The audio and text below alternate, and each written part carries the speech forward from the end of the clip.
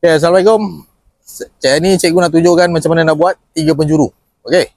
Sebelum nak masuk tu, kereta mesti berat ke kanan. Macam parking tadi jugalah. Dia berdekatan dengan garisan putih-putih tengah-tengah tu. Okay. Dan point dia kat mana? Mana badan side mirror ni selari dengan garisan putih tu. Kenapa ambil side mirror? Sebab dia statik. Dia tak nak ambil bahu. Sebab dia tak bergerak ke mana-mana. Tu sebab tak nak ambil bahu. Ambil side mirror selari dengan garisan putih. Okay. Go. Pelan-pelan. Tengok, side mirror garisan putih, pusing. Habis. Ya. Yeah. Berat ke kanan. Pelan-pelan, kawal kelas. Jaga penjarakan. Mana dia mesti berat ke kanan. Ya. Yeah. Right. Ni berhenti yang pertama. Dapat dalam 3 penjuru, 3 kali berhenti saja. Sin ke kanan. Pusing sampai habis. Pelan-pelan. Gear reverse.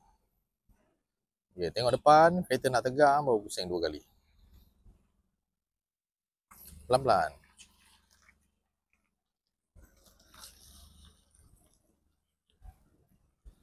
Okey, pusing 2 kali. Okey, bahu, ingat balik mana point. Hop, dah cukup. Okey, ni berhenti yang kedua. Tadi berhenti yang pertama, ni berhenti yang kedua. Okey. Badan side mirror selari dengan garisan putih, pusing sampai habis. Pusing sampai habis. Jangan pusing kanan, kereta lurus, berhenti. Ni berhenti yang ketiga. Sebab apa? Dia kena berhenti sebelum garisan. Kalau berhenti sampai pusing, confirm dia akan pergi ke depan. Maknanya bumper atas line putih menjulur, gagal. Maknanya kena berhenti sebelum garisan lah. Okey. Tegakkan tayar dulu. Luruskan tayar dulu. Signal kiri. Right, go pelan-pelan. Jangan berhenti. Kena bergerak berterusan. Bahu divider, pusing sampai habis.